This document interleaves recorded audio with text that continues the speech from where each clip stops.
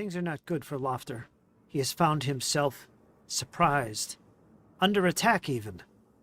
Does he have a friend? He does! Dreskin, the half-orc warrior. Side by side, they travel the path, coming upon webs, surrounded. Suddenly, the clumsiness of the warriors disturbs the webs themselves. It is then that they pause in silence and hear the skittering noises of hundreds, yes, hundreds, if not thousands, of little legs coming towards them. There, appearing from the right, to Loftur's right, a mere 10 feet away, it appears this humongous swarm of little arachnids coming close. Together we will roll initiative. Are you ready? Say 1, say 2, say 3. Boom, initiative is rolled. Perception default for everybody.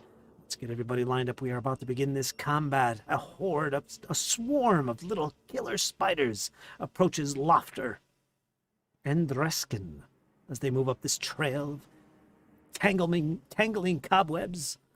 First up is Loftur, the warrior from the Saga lands. Let's check him out and see what's rocking for this little gentleman. This, of course, is my good friend Ryan. We all know Ryan. Meridian over on Discord. He's a neutral-good warrior, a fighter, so he's got all that good stuff associated with fighters, such as shield block, attack of opportunity, sudden charge. That's pretty cool. For 2 actions, he can move twice and attack. Essentially, 3 actions condensed into 2. Very nice attack there, sudden charge. Intimidating glare. I don't think that's going to work on spiders. He's also a Titan wrestler, but he does have shield block. That will hopefully come in handy. He is first. And with a shield at his side, we'll assume that both characters were advancing defensively. They begin the combat with shield raised.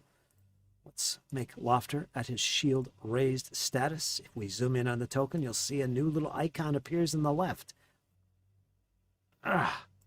Right there, you'll see it right there, a little shield. It means his shield is raised and prepared. His armor class will be higher. He will be harder to hit, Doug. All right, let's go with this. He's first. He sees the approach of these creatures.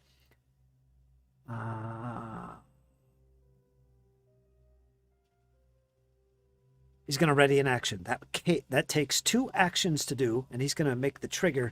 The spiders get close to him. As soon as they get close, he attacks with his sword. So that's what he's going to do. He's going to ready an action. Cost him 2 actions to do. He's done. He has readied an action. Enemy comes close, he attacks with his sword, which is ready in his other hand. Next in initiative comes Dreskin. The first thing he's going to do is he's going to rage because he's a barbarian. So let's click on the rage effect for him. We're going to see a little icon next to his token that now indicates he is raging. All kinds of little bonuses, like he gets temporary hit points. Let's look at his character sheet. He gets temporary hit points equal to his level plus his constitution modifier, which is a total of 4. Temporary hit points, 4. You can see it there in the sheet. Look at that, 4. Temporary hit points. All damage you take from that point on comes from temporary hit points first, before it goes into your actual hit points. So this is like a little buffer zone of 4 hit points. He's in a fervor. Think of a berserker, okay? That's essentially what a barbarian rage is. It's a berserker rage. He's going into a rage. Also, he has what is called an oversized maul. He's got it on his back. He unslings it. And in combat, he's going to be considered clumsy. Let me see how I have that set up on the token. Let's make sure he's clumsy. Right, where are you? Clumsy. Boom. I think he's clumsy 1. All right, you'll see that icon appear in his token as well. So now he is clumsy and he is raging. He also does bonus damage when he hits an opponent. Yeah. All right, so the first thing he does, he spends 1 action raging. He then spends another action prepping his weapon. He now has it prepared. He is clumsy. He has 1 action left. He lets out a scream and he charges. It's going to take his full action. He won't be able to attack with this. I don't think he has anything else, but he's going to charge to this position here. 10 feet, and he's done, sadly. a bad move, essentially, because now the spiders can attack him. It was a very unintelligent move to make, but he's raging, so that's what he did. Next in initiative is the spiders. Oh, no. Spiders, let's see what they can do. Swarming bites. They basically have to move into the square of the target, and then they can use what's called swarming bites, which is one action. Well, you know what? He's going to move like this to this square for 5 feet and get both characters in the swarm. This is not good. This puts both characters in the swarm. All right, this is where the spider swarm is. Let me move him to the side, though. He's actually on top of these guys. So that was one action. Next action is going to use Swarming Bites attack. Each enemy in the spider swarm space takes 1d4 piercing damage automatically. There's a basic DC 14 save. All right, let's roll the damage for Dreskin. It's d4. All right. 2 points of damage to Dreskin. Dreskin gets a DC 14 savings throw. Let's make that roll for Dreskin. Reflex save? Reflex save. DC 14. He has to beat 14. And he gets 24. So that's a critical success. So that means he takes no damage. Normally it'd be halved on a success, but because it was critical success, he takes no damage. Now, let's roll damage for Loftur. I'm going to roll them separately.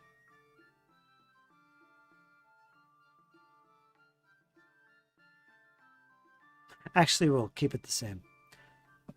Let's make a savings throw for Loftur. He's also going to have to make a reflex savings throw with a DC of 14. A DC standing for difficulty class. Reflex, right? Yeah. All right. He needs to beat 14. He gets 14 plus his modifier, 21. So he passed. That is not critical success. So he takes half damage.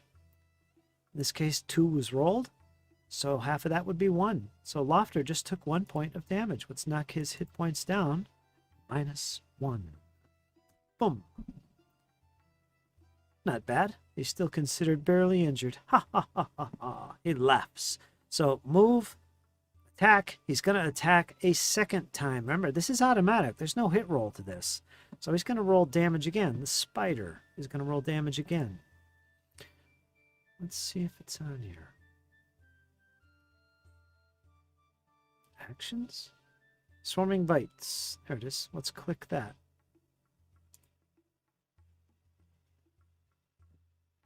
All right, so I guess I could just click this. 1d4. Let's see how much damage both characters will take. 1. So the only way they'll take any damage is if they fail. All right, let's make a Dreskin here. Reflex saving throw. Got to beat a 14.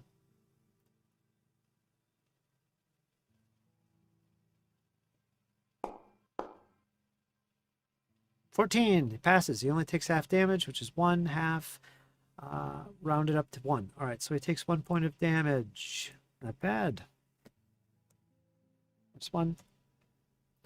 And the same thing for Loftur. He's going to make a savings throw. We come over here to reflex. He rolls it. He has to beat a 14. And he gets a 22. Not critical success. So he also takes half damage, which is 1 half hit point, rounded up to 1. He takes 1 hit point of damage, -1. So that is the spider swarm's 3 actions. Not much, really. Nothing to be afraid of. Kind of a joke, really. We go to round 2 in the combat.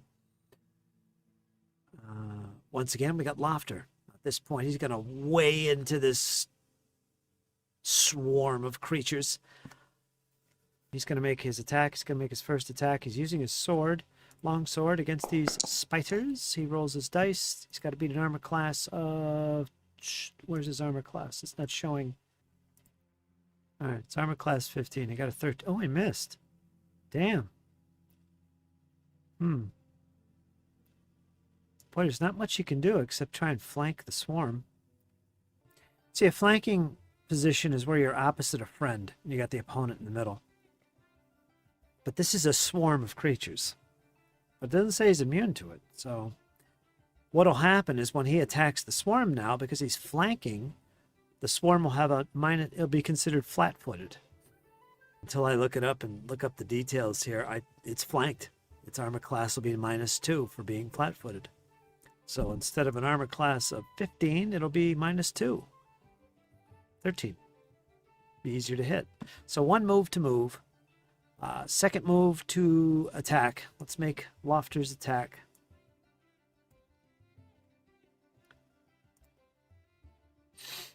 It's going to make his first strike attack with the long sword. Or no, did I attack with him before?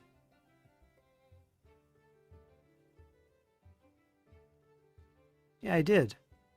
I attacked, I moved, and attacked again. So actually, this is his second attack. Let me re-roll this. There's a penalty of -5 on this for being the second attack.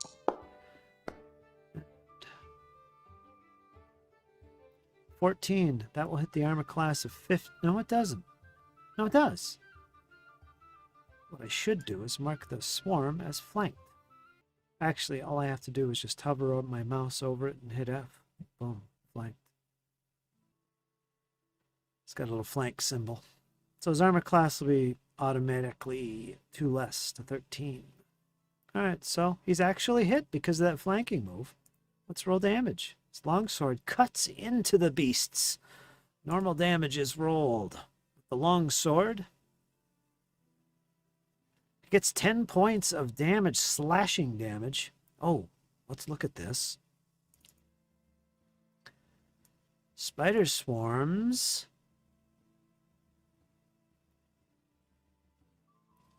have resistance 5 against slashing attacks. That means -5 from the damage caused. Loftur rolled 10 slashing damage. -5 is only 5 points of damage. So we're going to half that. We're going to click on the spider swarm and apply half of the damage that Loftur did. So he took 5 points of damage.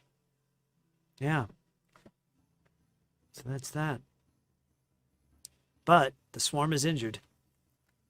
They don't have a heck of a lot of hit points, as they don't know which way to look and defend themselves now that they are flanked. And he's done. The swarm is flanked. Next is Dreskin, the barbarian. His first chance to attack, he's going to do so. He's going to lay into this swarm with a bludgeoning attack from his great maul. So let's click him. He's just going to weigh into these guys. Giant maul. Now the swarm is flanked, so its armor class is only 13. Dreskin rolls a solid 18 to hit. He hits. Normal damage. He's going to roll normal damage with this giant maul. Where is it? Damage. Boom! Oh, he rolled a freaking 1. Total of 7 points of damage. Bludgeoning. That is too bad. However, keep in mind that the spider swarm does have resistance 2 from bludgeoning weapons. So that will be -2 to this roll of 7. So it only takes 5 points of damage. So I'll manually put that in. That's not good. It's near death. The swarm is almost completely finished, thanks to Dreskin's big hammer blow with his maul. And guess what? He gets another attack. That was only his first action. He lets out a howl and a scream and lays into them a second time with a turnaround shot with his maul, his giant maul. He gets a 10. He does not hit. He needed a 13. One more action remaining. Well, I don't know what else he can do. He's flanking. He can't intimidate the thing. It is a swarm. All right, he's going to try the impossible and go for a third attack. Chances are slim he'll hit, but he's going to do it. 13, I think he actually hit. He did. He hit armor class 13. He does normal damage. Let's go up the strikes with the giant maul. Let's click damage. He did hit. 6 plus 6 is 12 points of damage.